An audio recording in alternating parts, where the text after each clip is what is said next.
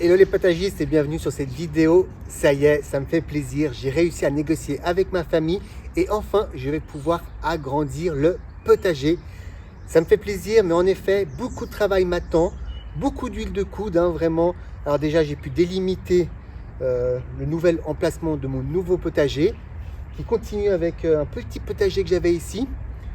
J'avais pas mal de réflexions aussi à faire avec mon cerisier qui est là, qui va en effet faire partie intégrante du potager. Par la suite, il va faire de l'ombre, mais on a quand même décidé de prolonger ce potager, donc je vais le faire ici et on verra comment ce potager va être productif. Donc on va commencer à tourner cette terre, donc ça veut dire enlever déjà tout le gazon qui est là, retourner la terre et bien entendu enrichir. On est au mois de novembre, début novembre, c'est vraiment l'occasion de pouvoir enrichir à fond ma terre pour que déjà au printemps prochain, je vais pouvoir commencer des nouvelles cultures. Je me vois déjà avec mes petits pois, ma salade, mes courgettes, mes tomates ici. Donc vraiment, j'ai hâte. Mais avant tout ça, ça y est, il faut travailler. C'est parti.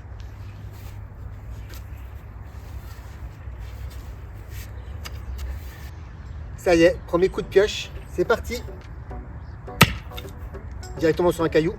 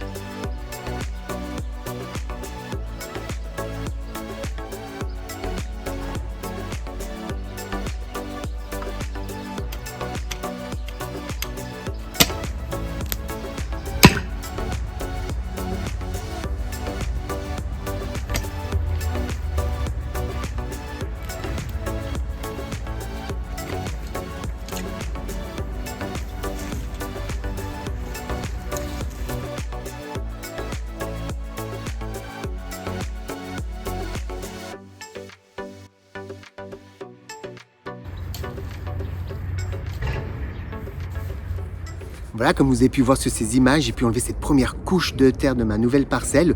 Et forcément, dans cette première couche, il y a de l'herbe. Et toute cette matière, je l'ai amenée à la déchetterie de ma commune. Alors c'est vrai que ça va être un choix qui peut être discuté, et je peux l'entendre. Parce que tout simplement, on pourrait le mettre dans le compost, on pourrait aussi le laisser dans la terre, qui pourrait déjà être un amendement. Ou en tout cas, ça va dégager de l'azote après la décomposition de cette herbe. Là, j'ai pris le choix de ne pas faire ça. Je vais vous expliquer pourquoi. Tout simplement parce que voilà, nous sommes au mois de novembre et j'ai mon compost qui est pas non plus très très grand, qui déborde déjà. Il est vraiment plein à craquer et j'ai tout simplement plus de place pour mettre cette matière. J'ai décidé aussi de pas le mettre de le laisser dans ma terre, tout simplement parce que voilà, ici j'ai un gazon que bien évidemment je ne traite pas, pas de produits chimiques, et bien sûr qu'il y a plein d'herbes, des herbes que je ne connais même pas qui poussent dans mon gazon, et je me dis que si je les laisserais dans la terre, ils risqueraient de germer, de repousser au printemps. Voilà, c'était pour ça aussi que je n'ai pas laissé dans ma terre. Encore une fois, je comprends que c'est un choix discutable, mais c'est le choix que j'ai fait ici. On a pu aussi voir que, avant de mettre les petites barrières que je vais le faire maintenant, j'ai pu retourner un peu la terre grâce à un engin, un motoculteur, et plus précisément un motobineur, hein. C'est vrai que c'est un engin qui retourne la terre, mais pas en profondeur, vraiment sur les 10 premiers centimètres.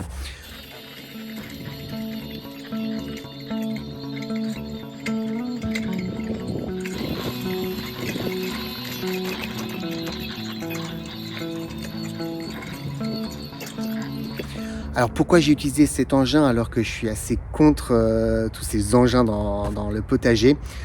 Tout simplement parce que ma terre était vraiment compacte. Et quand je vous dis compacte, c'était compact, compact, compact. Donc du coup, j'avais besoin un peu d'aide. Donc j'ai pris la décision de louer cet engin, de l'utiliser, de voir aussi comment l'utiliser dans ma parcelle. Je vous avoue que vu le prix que ça a coûté, je suis pas sûr qu'il est vraiment bénéfique, hein, je vous le dis vraiment. Mais voilà, sur les premiers centimètres, ça m'a quand même aidé à enlever un petit peu la terre, et un petit peu plus meuble. Et après, par la suite, je vais devoir retourner avec mon huile de coude et ma pioche pour retourner un peu mieux cette terre. Par la suite, hein, lorsque je vais vraiment amender cette terre, amener du compost, du fumier, bah là c'est sûr que je ne vais pas utiliser ces engins.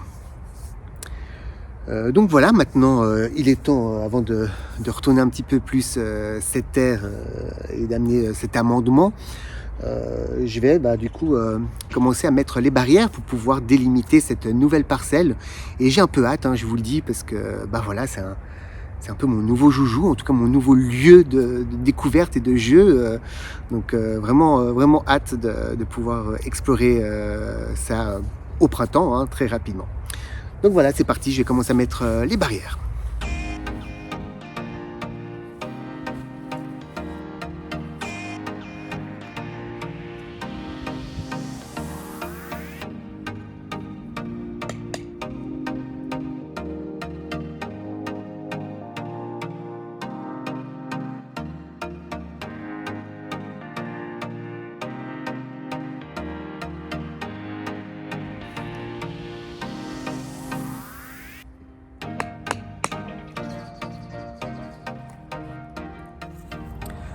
On arrive maintenant dans un moment primordial, hein, très important dans la création de cette nouvelle parcelle du potager, qui est tout simplement d'enrichir ma terre, hein, d'amener de l'amendement, parce que en effet, hein, les plantes ont besoin d'une belle terre, et là je l'ai juste retournée, elle est plutôt pauvre, hein, on voit même la différence avec l'autre parcelle que j'avais avant. Il y avait à peu près 3-4 ans déjà, cette nouvelle parcelle, et on voit que la terre est déjà noire, qui donne vraiment plaisir à travailler, elle est meuble.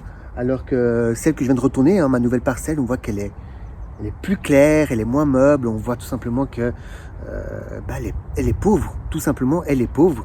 Donc c'est à moi maintenant, jardinier, de pouvoir amener de l'amendement, de nourrir tout simplement ma terre pour qu'elle puisse avoir tous les nutriments nécessaires pour mes nouvelles plantes, pour mes nouvelles cultures qui vont pouvoir s'y régaler aussi dedans.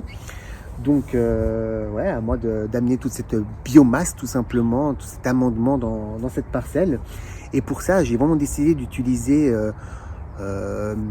vraiment tout ce qui est gratuit aussi, mais surtout à portée de main. Que j'ai un compost qui est déjà bien décomposé, on voit qu'elle est bien riche, donc je vais pouvoir la mettre directement dans ma parcelle. J'ai aussi la chance d'avoir tout proche de moi, hein, vraiment un centre équestre où je vais pouvoir, je les connais vraiment très bien, hein, donc je sais qu'ils prennent soin de leurs animaux, ils ne donnent pas des antibiotiques alors que leurs chevaux ne sont pas malades, donc vraiment des bonnes personnes. Et du coup vraiment je vais tout simplement prendre leur crottin de cheval. Donc je me débarrasse je leur débarrasse de ce crottin de cheval, hein, donc ils me disent vraiment merci, alors que moi à mon tour je leur dis merci parce que du coup ça va m'amener aussi tout cet amendement dans cette nouvelle parcelle. Donc c'est vrai que je vais l'amener directement dans la terre, hein. Je sais que beaucoup de jardiniers que vous êtes préfèrent passer par l'étape compost. Alors moi c'est vrai que je peux le mettre directement dans ma terre, hein. J'en mets aussi un peu dans mon compost. En tout cas c'est une pratique que je fais qui fonctionne assez bien. Donc voilà, je vais aussi amener ce compost avec ce crottin de cheval directement dans la terre. Donc j'ai de la chance d'avoir des arbres fruitiers dans mon jardin, donc les feuilles qui sont tombées déjà, hein. On voit même dans ce cerisier, il y a déjà plus de feuilles. J'ai pu mettre dans un grand tas de feuilles mortes tout simplement, que je vais aussi pouvoir mettre aussi à même la terre. qui va aussi se décomposer lentement durant cet hiver et amener aussi des nutriments tels comme tout simplement du carbone qui va pouvoir nourrir mes plantes. Et par-dessus encore ces feuilles, je vais amener de la paille. J'ai nettoyé mon poulailler et du coup je vais mettre de la paille par-dessus ces plantes pour ne pas laisser cette terre à nu. J'ai beaucoup réfléchi, est-ce que je vais amener cette paille parce qu'en même temps j'offre le gîte aux limaces par exemple. Du coup j'ai pris cette décision d'en mettre, quitte à l'enlever à la fin de l'hiver, au mois de mars, juste avant le printemps, vraiment dépailler avant mes nouvelles cultures. J'ai pris cette décision là, dites-moi ce que vous en pensez, si vous trouvez que c'est un peu risqué ou pas, mais voilà, j'ai pris cette décision là, on verra bien.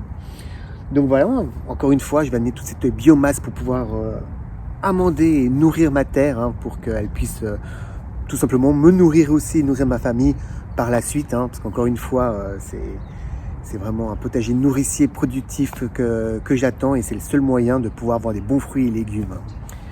Donc voilà, maintenant au travail, je vais amener tout ça dans ma nouvelle parcelle.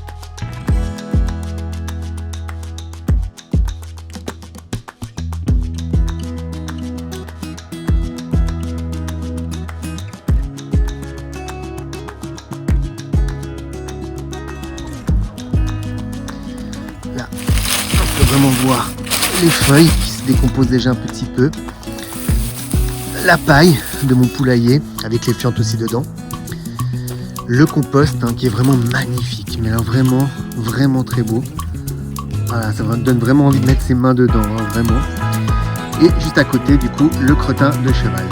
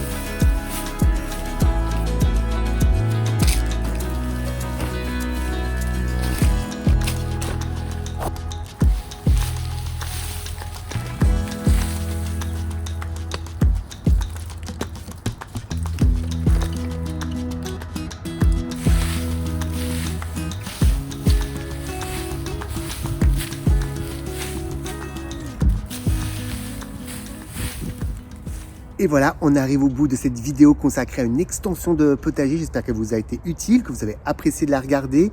Je sais qu'il existe plusieurs solutions pour créer des potagers ou des extensions de type lasagne, du type d'enlever tout simplement de la terre pour amener de la terre végétale, des solutions qui marchent aussi. Moi, je vous ai montré ma pratique, comment j'ai fait ici. Et maintenant, j'ai juste hâte d'arriver au printemps pour que cette nouvelle parcelle accueille ses premiers semis, ses premières plantations, qu'elle me donne ses premiers fruits et légumes. Enfin, vraiment, j'ai hâte que cet hiver passe et qu'on arrive tout simplement au printemps. Donc voilà les potagistes, je voulais vous remercier d'avoir regardé cette vidéo. Merci de me laisser des petits commentaires par rapport à votre pratique à vous, comment vous avez fait pour créer votre potager, votre extension de potager, si vous avez rencontré des difficultés, des lacunes, au contraire ça a été plutôt simple. Donc en tout cas moi ça me fait toujours plaisir de vous lire, donc vraiment je compte sur vous. Et puis maintenant plus qu'à dire ciao ciao les potagistes pour une toute nouvelle vidéo. Allez, ciao ciao.